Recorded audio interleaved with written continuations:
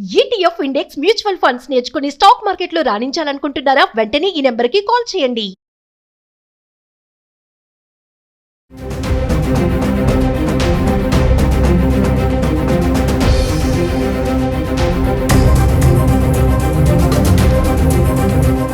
నమస్తే, welcome back to Suman TV. ప్రస్తుతం మనతో పాటు ఉన్నారు consumers affairs committee chairman Mandari Krishna Reddy గారు. మరి ప్రెసెంట్ చూసుకుంటే పాస్టర్ షాలేం రాజు గారి వ్యాఖ్యలు ఏవైతే ఉన్నాయో పెద్ద దుమారమే రేపుతుంది. మరి దీనిపైన సార్ ఏమంటారో సార్ మాటలు తెలుసుకుందాం.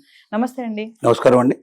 సార్, మరి వింటున్నారు పాస్టర్ షాలేం రాజు చేసినటువంటి వ్యాఖ్యలు మహిళలు చాలా ఘోరంగా వాళ్ళు బాధపడ్డారు. వాళ్ళ మనసుకి అది తగిలింది బాగా. చూస్తే ప్రొటెస్టులు చేస్తున్నారు, ఒక దుమారమే అనుకోవచ్చు. ఒకసారి మీరేం చెప్తారు మరి దానిపై? ఇది చాలా దురదృష్టకరమైన సంఘటన అండి. ఏ మతం అయినా సరే ఆ మతాన్ని గురించి చెప్పుకోవడంలో తప్పు లేదు, మత వ్యాప్తి కోసం ప్రయత్నం చేయడంలో తప్పు లేదు, మతం యొక్క గొప్పదనాన్ని గురించి చెప్పుకోవడం తప్పు కాదు. కానీ ఇతర మతాలని కించపరచడం కానీ ముఖ్యంగా మహిళల్ని కించపరచడం అనేటువంటిది చాలా ఘోరమైన విషయం. అంటే తను ఒక తల్లికి జన్మించిన వాడు అనేటువంటి భావన ఒక మనిషిలో ఉంటే అతను మొగాడైనా మృగాడుగా మారకుండా నా తల్లి కూడా ఆడదే, ఆడవాళ్ళ గురించి మాట్లాడేటప్పుడు 100 సార్లు తూచి ఆలోచించి మాట్లాడాలనేటువంటి జ్ఞానం ఏమాత్రం ఉన్నా కూడా అతను పాస్టర్ కావచ్చు, అతను మామూలు మనిషి కావచ్చు, లేక గొప్ప దేశాధినేత కావచ్చు, ఎవరు మాట్లాడినా ఆచి తూచి మాట్లాడాల్సిన అవసరం ఉంది. ఇక్కడ మన ఇంట్లో కూడా తల్లులు ఉంటారు, మన ఇంట్లో చెల్లెలు ఉంటారు, మన ఇంట్లో ఆడవాళ్ళు ఉంటారు. మనం వేరే ఆడవాళ్ళ గురించి కామెంట్ చేసినప్పుడు మన ఆడవాళ్ళకు కూడా అది తగులుతుంది అనేటువంటి భావన ఆలోచన లేకపోతే చాలా కష్టమైన విషయం. ముఖ్యంగా ఈ మధ్యకాలంలో మనకు తెలుస్తుంది ఏంటంటే భారతదేశం లోపల అత్యధికమైన శాతం మనకు హిందువులు ఉన్నారు. ఈ హిందూ మతాన్ని చీల్చకుండా, హిందూ మతాన్ని కించపరచకుండా తమ మతాన్ని అభివృద్ధి పరచుకోవడం చాలా కష్టం అనేటువంటి భావన ఇతర మతాలకు ఉంది. కాబట్టి ఇతర మతాల వాళ్ళు ఇక్కడ ఎవరైనా కొత్తగా తమ మతంలోకి ఎవరినైనా ఆహ్వానించాలంటే ముందు ఇతర మతాల్లో ఉన్నటువంటి ఏదైనా తప్పులు కానీ పొరపాట్లు కానీ లేకపోతే కించపరిచే విధంగా లేని వాటిని ఉన్నట్టుగా ఎత్తి చూపించే విధంగా రకరకాల కామెంట్స్ చేస్తూ వక్రీకరిస్తూ వాళ్ళని తప్పుబట్టి నీ మతం మంచిది కాదు కాబట్టి నీ మతం నుంచి మా మతంలోకి రమ్మని చెప్పి ఇండైరెక్ట్ గా ఆహ్వానించడానికే ఇదంతా చేస్తున్నారు అని చెప్పి మనకు అనిపిస్తుంది. మనం చూసినటువంటి గత సంఘటనలు కూడా గతంలో కొన్ని 100,000 సంఘటనలు జరిగాయి ఇలాంటివి. ఇందులో ఉన్నటువంటి దేవుళ్ళని కించపరుచుకుంటూ చివరికి చెప్పుల మీద, చివరికి రకరకాల బట్టల మీద దేవుళ్ళ బొమ్మల్ని వేసేసి కించపరిచేటువంటి ప్రయత్నాలు కూడా గతంలో చాలా జరిగాయి.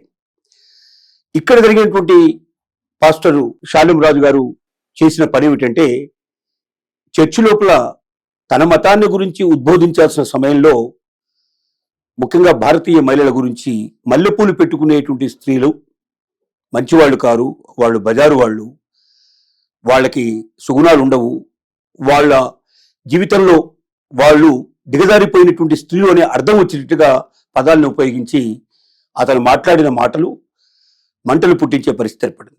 సహజంగా ప్రతి హిందూ స్త్రీ సహజంగా పూలు పెట్టుకోవడం అనేది చాలా సహజమైన విషయం. ఒక హిందువులే కాదు, ముస్లింలు కూడా కొందరు పెట్టుకుంటారు, కొందరు క్రిస్టియన్స్ కూడా పెట్టుకుంటారు, ఇతర మతాల వాళ్ళు కొందరు. మనం సౌత్ ఆఫ్రికా వైపు వెళ్తే ఆఫ్రికన్ కంట్రీస్ లో అసలు పూలు పెట్టుకోవడం చాలా సహజమైన విషయం. అక్కడ చిన్నప్పటి నుంచి కూడా పూలు పెట్టుకుంటూ ఉంటారు. కాకపోతే మన వాళ్ళలాగా పెద్ద మాలలన్నీ ధరించకపోయినప్పటికీ 1, 2, 4 పూలు పెట్టుకోవడం అనేది చాలా సహజమైన విషయం. తలలో పెట్టుకోవడం అనేది చాలా సహజంగా జరుగుతుంది.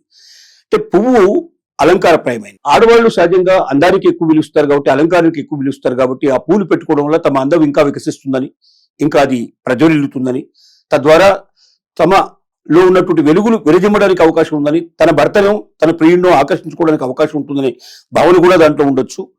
రెండోది, భగవంతుడిని ఆరాధించడానికి మనం పూలను ఉపయోగిస్తాం. ఆ భగవంతుడికి భక్తితో ఆరాధించేటువంటి పువ్వుల్ని తను పెట్టుకోవడం ద్వారా ఆ భగవంతుని తను ఆహ్వానించినట్టుగా, తనలో ఆ భగవంతుడు ఉన్నట్టుగా భావించడానికి కూడా ఒక మార్గం అర్థమయ్యేటట్టు. ఎందుకంటే చాలా మంది, ఎంతో మంది పవిత్రంగా భగవంతుని ఆరాధిస్తూ భగవంతుని భక్తురాలుగా మారిపోయిన వాళ్ళు కూడా పువ్వుల్ని పెట్టుకొని వారి కీర్తనలు ఆలపించినట్టుగా, భగవంతుని ఆహ్వానించినట్టుగా ఆ రకమైనటువంటి మనకు గత చరిత్రలన్నీ కనబడుతున్నాయి. మనకు పురాణాలు భాగవతాలు తీసిన కనబడుతున్నాయి. కాబట్టి ఇంత పవిత్రంగా ఉండేటువంటి పూల మీద, ఆ పూలు ధరించేటువంటి మహిళల మీద ఇంత అసభ్యకరమైనటువంటి కామెంట్ చేసినటువంటి వ్యక్తిని క్షమించడం అనేది అది చాలా తప్పు. ఇలాంటి వాళ్ళకు తగిన శిక్ష పడాల్సిందే. మహిళల పట్ల ఒకటి, రెండోది హిందూ స్త్రీల పట్ల అగౌరవంగా ప్రవర్తించారు. ఎందుకంటే భారతదేశంలో సుమారుగా 80%, 75 to 80% మనకు హిందువులు ఉన్నారు. అంటే అత్యధికమైనటువంటి సంఖ్య ఉన్నది. వాస్తవంగా హిందూ దేశంగా దీన్ని ఎప్పుడో ప్రకటించాలని కూడా అనుకున్నప్పటికీ మనకు అన్ని మతాలతో సామరస్యం ఉండాలి, అందరికీ సమానమైన అవకాశాలు కల్పించాలనే ఉద్దేశంతో ఈ దేశాన్ని హిందూ దేశంగా ప్రకటించలేదు. మనకన్నా చిన్న రాజ్యమైన నేపాల్ కొంతకాలం హిందూ దేశంగా ఉంది. ఇంకా కొన్ని చోట్ల హిందూ దేశాలు చిన్న చిన్నవి కొన్ని సంవత్సరాల పాటు హిందూ దేశంగా ప్రకటించిన తర్వాత దాన్ని తీసేశారు. ఒకప్పుడు మనకు స్వాతంత్రం రాకముందు ఈ దేశం అంతా కూడా ఇది హిందూ రాజ్యం, ఇది హిందూ దేశంగానే ప్రకటించబడింది. ముస్లింస్ ఈ దేశాన్ని ఆక్రమించుకోవడానికి ముందర హిందూ దేశంగానే ప్రకటించబడింది, హిందూ రాజ్యంగానే ఉన్నది. అయినప్పటికీ మత సామరస్యం కోసం ఇతర మతాలను మనం గౌరవించాలనే కోరికతోటి మనది ఫెడరల్ ఆర్గనైజేషన్, మనది అన్ని మతాలకి ఒక నిలవైనటువంటి దేశం కాబట్టి మనం ఖచ్చితంగా హిందూ రాజ్యం అని ప్రకటించకుండా మనం వదిలిపెట్టినందుకే మిగతా మతాల వాళ్ళు చాలా సంతోషించాలి. ఎందుకంటే హిందూ రాజ్యంగా ప్రకటించుంటే ఇతర మతాలకి అంత అవకాశం ఉండదు, వాళ్ళకి అసలు ఇక్కడ ఎగ్జిస్టెన్సే ఉండకుండా వెళ్ళిపోయే అవకాశం ఉంది. కానీ ఇతర మతాలను కూడా గౌరవించుకుంటూ వాళ్ళు కూడా మన దేశంలో చర్చిలు కొన్ని వేల లక్షల చర్చిలు ఉన్నాయి మన దేశం లోపల. అలాగే ముస్లింస్ కట్టుకునేటువంటి మనం మసీదులు కూడా కొన్ని వేలు లక్షల సంఖ్యలో మంది ఉన్నాయి. అవి ఎంత విస్తరించినా మనకు ఏ రకమైన మనం అభ్యంతరం చెప్పట్లే. తెల్లవార్లు ఇవాళ మసీదుల లోపల మారుమోగుతూ ఉంటుంది. అల్లాహు అక్బర్ అనేటువంటి ఒక నినాదం ప్రతి కొన్ని గంటలకు ఒకసారి, నైట్ కూడా అర్ధరాత్రి తెల్లవారుజామున కూడా వాళ్ళు మత ప్రార్థన చేస్తారు. అది కూడా వినడానికి మనం సిద్ధపడుతున్నాం. ఎందుకంటే అంత సామరస్యంతో ఇతర మతాలని గౌరవించేటువంటి గొప్పతనం హిందూ మతంలో ఉంది. కానీ కొద్ది సంఖ్యలో ఉండేటువంటి ఈ మతాల వాళ్ళు ఇంత పెద్ద సంఖ్యలో ఉండేటువంటి మతాన్ని ఎందుకు విమర్శించాలి? అసలు మతం జోలికి ఎందుకు వెళ్ళాలి? నువ్వు చెప్పు, దేవుళ్ళు నీ మతంలో ఉన్న గొప్పతనం ఏమిటో చెప్పు. ఇతర మతస్థులు నీ మతంలో ఎందుకు చేరాలో చెప్పు. ఇతరులు అందరూ ఎందుకు చేరాలో చెప్పు. వారికి ఇష్టమైతే వారు చేరతారు, అది వారి ఇష్టం. కానీ ఇలా కించపరచడం అనేది చాలా దుర్మార్గమైన వ్యవహారం. ఇలాంటి వ్యక్తులకి ఖచ్చితమైన కఠిన శిక్షలు అమలు చేయాల్సిందే. భవిష్యత్తులో ఎవరైనా ఇతర మతాల గురించి కానీ, ఇతర స్త్రీల గురించి కానీ, స్త్రీలు ధరించేటువంటి దుస్తుల గురించి కానీ, స్త్రీలు ధరించేటువంటి అలంకారపరమైనటువంటి ఇంకైనా వస్తువుల గురించి కానీ అసభ్యకరంగా మాట్లాడినా, స్త్రీలను కించపరిచేటంగా మాట్లాడినా వాళ్ళకి ఎంత కఠినమైన శిక్షలు ఉండాలంటే భవిష్యత్తులో మరొకరి పని చేయడానికి సిద్ధపడడానికి వీళ్ళైనంత కఠిన శిక్షలు ఉండాలి. అతను పాస్టర్ అయినా కూడా ఇంకొక పాస్టర్స్ మిగతా వాళ్ళు గ్రహించాలి. కాబట్టి ప్రతి మతంలో కూడా కొన్ని ఇబ్బందులు ఉండొచ్చు, కొంతమంది వ్యక్తులు చెడ్డవారు ఉండొచ్చు. అంత మాత్రంలో మతాన్ని మొత్తం కూడా మనం కించపరిచే ప్రయత్నం మనం చేయకూడదు. అన్ని మతాలు మంచివి, అన్ని మతాలు చెప్పేవి దేవుడు ఒక్కడే అని చెప్తున్నాయి. రూపాలు వేరుగా ఉండొచ్చు, ఆకారాలు వేరుగా ఉండొచ్చు, కానీ సర్వాంతర్యామైన వ్యక్తి ఒక్కరే, ఒక సూపర్ నేచురల్ పవర్ అని చెప్తుంది.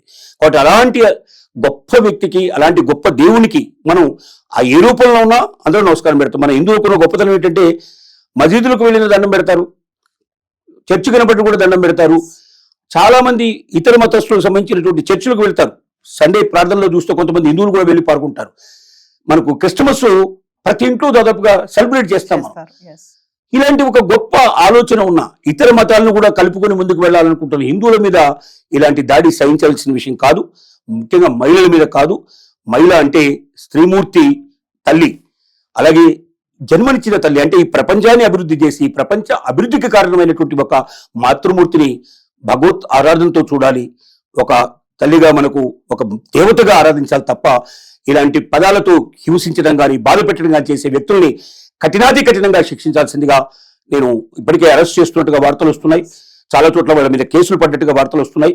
వీటన్నిటిని నిజం చేసుకుంటూ తగినటువంటి శిక్ష విధిస్తే అందరూ సంతోషపడతారు. భవిష్యత్తులో కఠినమైన శిక్షలు విధించడం ద్వారా ఇతరులు కూడా ఈ పని చేయడానికి సాహసించాలని చెప్పి మన మనవి.